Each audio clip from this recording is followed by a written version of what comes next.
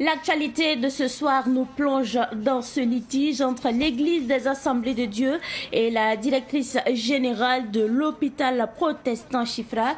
L'Église des Assemblées de Dieu ne souhaite qu'une seule chose, le départ de Marie-Claire Traoré. Elle doit non seulement quitter les bureaux de l'hôpital, mais aussi sa résidence actuelle. Les précisions dans ce journal.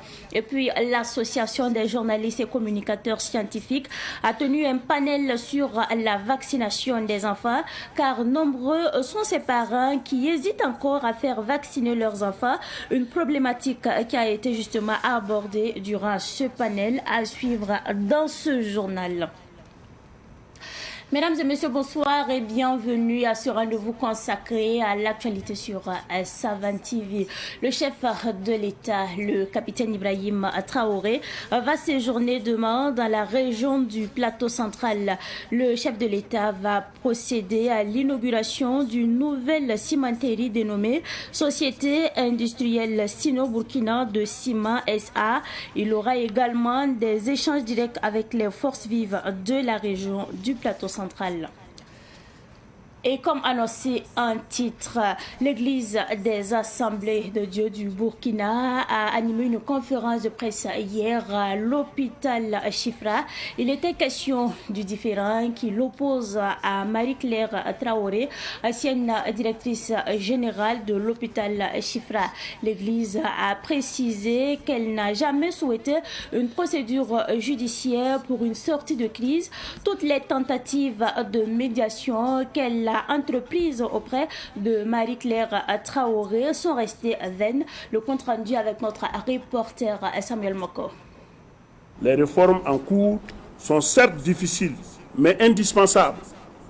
Elles sont à l'image de celles engagées. Silencieuse depuis le début de cet incident, en lien avec le changement à la tête de l'hôpital protestant Chifra, l'Église des Assemblées de Dieu du Burkina Faso sort enfin de son silence. Cette nomination du nouveau directeur général intervient après la mise à la retraite de Mme Marie-Claire Traoré, d'abord par la mission française en janvier 2021, puis par l'Église des Assemblées de Dieu du Burkina en décembre 2024.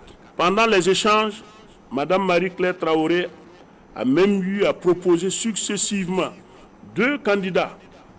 D'abord son propre fils, Yann, qui est l'actuel DAF de Chifra, puis le docteur Gloria Berges, précédemment directrice des affaires médicales de Chifra, qui malheureusement ne répondait pas à nos critères. Les enseignements de Jésus-Christ et de la Bible n'ont pas pu guider les deux camps qui se sont retrouvés finalement devant le tribunal. Devant le tribunal de travail, elle dit qu'il n'a jamais existé de relation de travail entre elle et l'Église des Assemblées de Dieu. Malheureusement pour nous, Église des Assemblées de Dieu, on n'avait pas avec elle un contrat de travail écrit. Mais comme vous le savez, le contrat de travail peut être verbal. Donc nous avons insisté sur les éléments du contrat de travail verbal, mais elle dit non, je ne suis pas votre employé. Alors le juge des référés, techniquement, est le juge de l'urgence, le juge de l'apparence. Lui, il leur donne les solutions claires, où il n'y a pas grand débat. Mais vous voyez qu'ici, il y a déjà grand débat sur la relation qu'il y a entre elle et l'Église des Assemblées de Dieu.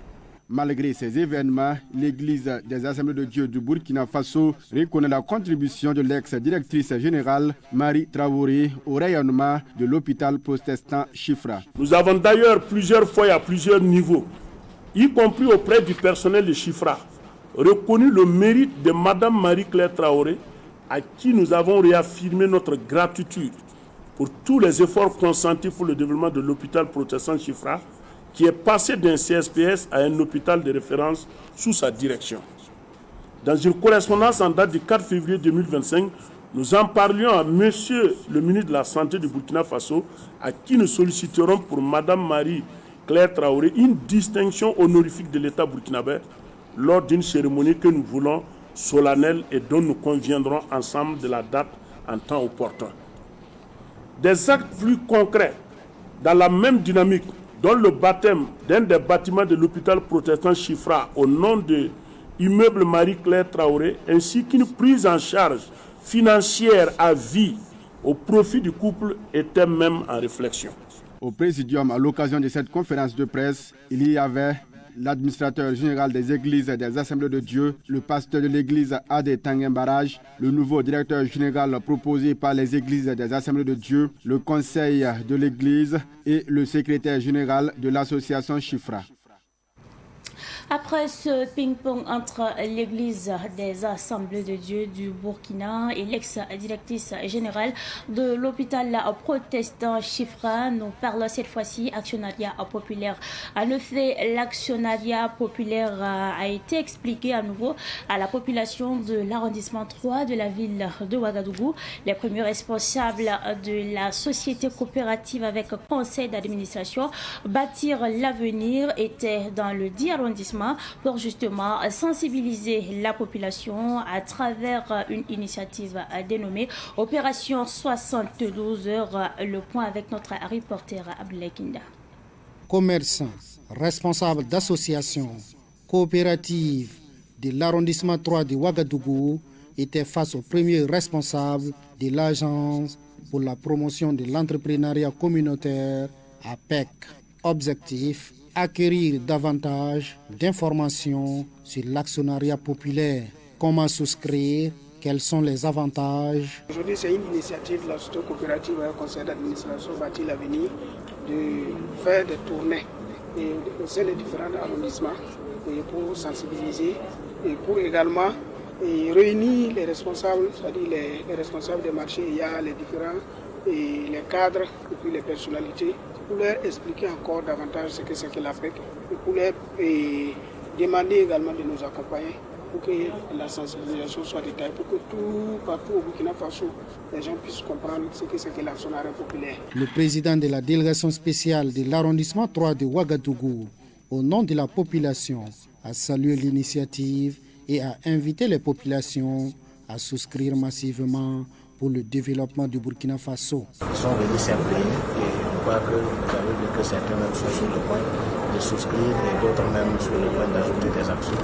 Là, nous croyons que le message est bien passé et nous invitons tous ceux et toutes celles qui ne se sont pas encore engagés ou bien qui n'ont pas encore pris des actions puissent venir auprès de la PEC qui est toujours missionnaire au niveau de la ville de l'arrondissement pendant les 72 heures.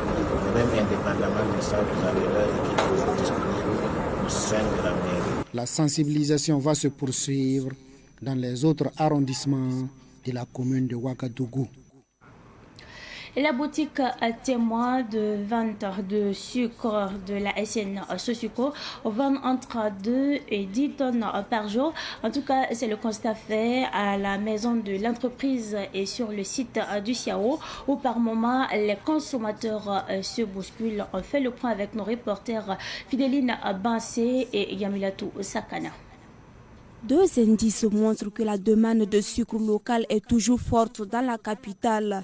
Ces cartons de sucre SN Sosuco entassés à la boutique témoin de la maison de l'entreprise et cette longue file d'attente devant la boutique témoin du Siao. Avec une telle affluence, impossible d'éviter les désagréments. Je suis venu ici depuis hier matin à 9h jusqu'à 18h. Même pas un paquet de sucre. Ils écrivent une liste qui ne sert pas, parce qu'ils modifient à tout moment. Il y a trop de politique dans la distribution. Pendant que les clients se plaignent de la mauvaise organisation de la distribution, notamment sur ces deux sites du Siao et de la maison de l'entreprise, les distributeurs déplorent l'impatience de leur vis-à-vis. La population, ils ne sont pas patients. Voilà, ils ne sont pas patients quand ils viennent, bon, ils font l'accueil. Maintenant, quelqu'un qui arrive tout de suite là, il y a quelqu'un qui est venu très tôt le matin, s'allier, et quelqu'un d'autre va venir tout de suite, il va vouloir s'intégrer pour pouvoir prendre. C'est ça, c'est le seul problème qu'on a. Sinon, à part ça, il n'y a pas de problème. Les problèmes rencontrés sont surtout donc les clients ne sont pas patients. Voilà, donc il y a donc un long fil d'attente chaque jour. Voilà, et les gens se plaignent du fait que l'opération ne se déroule pas donc rapidement. Voilà, dû donc à un problème donc, du logiciel. Selon ces distributeurs, la quantité de sucre vendue va de 2 à 10 tonnes, donc assez pour répondre progressivement à la demande du sucre SN Sosiko à Ouagadougou en ce temps de jeûne et carême. Par jour, on peut vendre vraiment beaucoup. On peut vendre 2 tonnes comme ça par jour. Le stockage actuel peut valoir donc les 30 tonnes de sucre. La quantité vendue avoisine donc 10 tonnes, c'est-à-dire donc 40 paquets, 40 cartons. Pour la satisfaction des besoins des consommateurs, les distributeurs demandent au gouvernement la disponibilisation de plusieurs autres boutiques témoins au même prix de 800 francs le paquet d'un kilo de sucre en carreau et de 650 francs le kilogramme de sucre granulé. Prière pour la paix, on en parle également dans l'actualité de ce 19 mars 2025. Les fidèles chrétiens et musulmans et les coutumiers ont répondu à l'appel de El Hadj Moustapha Souli. El Hadj Moustapha Souli a initié une prière pour la paix à Yako dans le Passoré. Ils ont prié Dieu et invoqué les mannes de leurs ancêtres pour la cohésion sociale et le retour de la paix au Burkina Faso. C'était la semaine écoulée. Les précisions avec notre reporter qui était sur place, Siblina Kelsey. Après Léo dans la Sicile, Fada Ngourman dans le Gourmand, c'est Yako dans le Passoré qui a prié Dieu et les mannes des ancêtres pour la cohésion sociale et la paix au Burkina Faso. À Yako, en plus des fidèles chrétiens et musulmans, les fidèles de la religion traditionnelle sont sortis nombreux pour la circonstance. Tous ces leaders coutumiers et religieux de Yako croient au retour prochain de la paix. Dieu a béni le Burkina Faso. C'est un pays plein d'espoir, ça prouve l'existence de Dieu. Nous avons imploré Dieu comme on l'implorait depuis et ça sera exaucé. Pour que tous les Burkinabés, nous nous unissons autour de celui qui nous a donné, qui n'est pas là pour l'argent ni le pouvoir, c'est le travail et la libération du territoire qui l'intéressent. Longue vie à lui. Unissons-nous pour que Dieu exauce nos prières.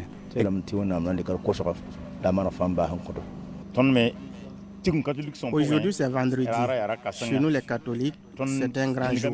Nous avons célébré une messe ce matin pour prier Dieu afin qu'il nous accorde la paix au Burkina Faso, pour que les déplacés puissent regagner leurs différentes localités dans la joie, la quiétude et la paix, pour qu'il y ait la cohésion sociale et un bon vivre ensemble. Que Dieu combatte les ennemis qui sont les terroristes. Quand il y a la paix et la sécurité, tant mieux pour tous. Mais quand ça ne va pas, ça inquiète tous, même les travailleurs. Je demande de prier pour que Dieu exauce nos vœux et nos prières afin de nous accorder la paix et donner la force au président du Faso pour qu'il développe le pays pour nous. Le Dimbila de Yako Nabadjigemde est convaincu que le rassemblement de l'ensemble des confessions religieuses et des coutumiers pour la prière et les invocations sera couronné de succès. Nous n'avons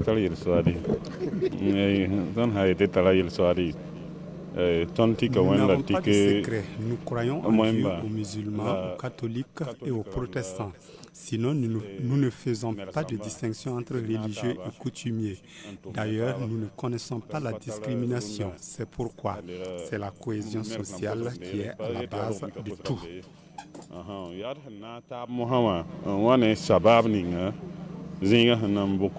Le parrain El Hadj Moustapha Souli s'est réjoui de la mobilisation et a invité les uns et les autres à s'engager de façon honnête pour le retour de la paix. Le capitaine Ibrahim Traoré a beaucoup fait et continue d'œuvrer pour le retour de la paix au Burkina Faso. Donc, au regard de son engagement, il faut que chacun, là où il est, s'engage pour que la cohésion sociale et la paix soient une réalité. Je pense que quand les coutumiers et les religieux se réunissent, c'est qu'il y a l'entente et l'union. Donc, nous prions Dieu que cela soit un bon exemple afin qu'on retrouve surtout la paix. Le directeur du cabinet du président de la délégation spéciale de Ouagadougou, Clément Wango, qui a suivi tout le processus, a exprimé sa satisfaction à la fin. C'est une première au niveau de Yako, qu'on puisse avoir toutes les communautés ensemble pour prier ensemble. Donc, c'est une excellente chose. La parenté à plaisanterie entre Gourmandché et Yatsé s'est invitée à la prière. Une rupture collective de jeunes a mis fin à l'activité. Le prochain rendez-vous est prévu le 22 mars à Waïguia. Après ce reportage sur la prière pour la paix qui s'est tenue à Kaya, notons que c'est une prière qui a été donc initiée par El Hadj Moustapha Soli. Nous parlons cette fois-ci en vaccination. En effet, la vaccination des enfants est devenue une problématique au Burkina Faso. Les parents sont réticents quant à la vaccination de leurs enfants liée à l'ignorance de la vérité scientifique. Selon bien sûr des experts, un panel a été animé sur la question avec l'association des journalistes et communicateurs scientifiques, et c'est un reportage signé Germaine Farama. Faut-il faire vacciner les enfants au Burkina Faso? C'est la problématique que 5 panélistes, dont des pédiatres, type 4, neurologues, gynécologues et biologistes, ont décortiqué pour lever les réticences sur la vaccination au Burkina. Ces experts sont tous unanimes qu'il est impératif de faire vacciner les enfants pour leur protection sanitaire. Il est extrêmement important de faire vacciner les enfants au Burkina. Dans les années 70, les familles, notamment dans nos villages, avaient l'habitude de dire que je dois avoir au moins une dizaine d'enfants. Parce que tout le monde était sûr que la rougeole allait emporter quelques enfants, la méningite allait apporter quelques enfants, et on allait se retrouver à la fin avec à peu près 5 enfants. Donc c'était de coutume de le dire parce que toutes ces maladies étaient là et il n'y avait pas de vaccin en son temps. Alors au niveau des années 80, on a commencé à introduire la vaccination. Ça a commencé par 6 vaccins. Et ces vaccinations ont réduit de façon drastique le nombre de décès liés aux maladies. C'est pourquoi aujourd'hui, nous avons le plaisir de faire 2-3 enfants. On a toutes les chances de faire évoluer ces enfants et pour qu'ils deviennent adultes. Donc la vaccination est extrêmement importante parce que les enfants, vous savez, depuis la vie intra-utérine, les enfants commencent à développer un système de défense. Malheureusement, ce système n'est pas durable parce que c'est un système, la plupart, hérité de la mère. Donc c'est la maman qui a transféré à l'enfant des anticorps. Donc c'est un système qui n'est pas durable. Donc s'il n'y avait pas les vaccins, pour booster une deuxième ligne de défense qu'on appelle une immunité adaptative, alors les enfants seraient vulnérables. Un enfant au Burkina Faso doit recevoir 17 vaccins pour renforcer son système immunitaire. Mais aujourd'hui, les parents sont réticents quant à la vaccination de leurs enfants. Un comportement lié au manque de confiance aux scientifiques, aux politiques et aux agents de santé, créé par l'ignorance et la méconnaissance de la vérité scientifique selon ces experts. En ce qui concerne les multiples rumeurs sur les effets indésirables éventuels des vaccins, il y a dans certaines situations beaucoup de déformations de la réalité qui fait peur tout naturellement en fait aux populations. Le vaccin peut certes avoir quelques effets indésirables, mais on doit apprécier au regard des bénéfices liés à la vaccination. Et un peu partout, vous voyez, il y a un certain nombre de campagnes de dénigrement contre les vaccins qui sont fondées soit sur des anecdotes qui restent en fait exceptionnelles et ne concernent pas toutes les personnes vaccinées, soit alors une pure volonté en fait de désinformer la population et de créer une sorte d'angoisse au sein de la population qui devient bien entendu méfiante vis-à-vis donc de la vaccination. Il n'y a pas lieu de s'inquiéter quant à la qualité des vaccins au Burkina. Pour qu'on puisse introduire un nouveau vaccin, il y a un certain nombre de travaux scientifiques qui se font basés sur des expériences. Et les vaccins, la plupart sont produits sur plusieurs dizaines d'années. Quand on fait les essais cliniques, ça se fait dans plusieurs pays avant d'aboutir sur déjà l'innocuité du vaccin et ensuite sur l'efficacité du vaccin. Et avant qu'un vaccin ne soit introduit au Burkina, il y a également une préqualification qui est effectuée par l'OMS, qui est l'Organisation mondiale de la santé, et qui va attester que ce vaccin il est fiable. Donc les parents peuvent être rassurés que les vaccins qui sont introduits au Burkina sont des vaccins de bonne qualité. Ce panel scientifique a été voulu par l'Association des journalistes et communicateurs scientifiques du Burkina pour susciter une culture scientifique chez la population. Elle s'est tenue en collaboration avec l'Académie nationale des sciences, des arts et des lettres. Et cette pensée positive avant de refermer cette édition, prenez soin de vous, restez discret, suivez votre voie et essayez toujours d'éviter les ennuis car les gens ne vous aiment pas comme vous le pensez. C'est tout pour cette édition du soir que j'ai pris en tout cas du plaisir à vous présenter. Merci à vous pour votre constante fidélité. Excellente suite de programme sur Savane TV.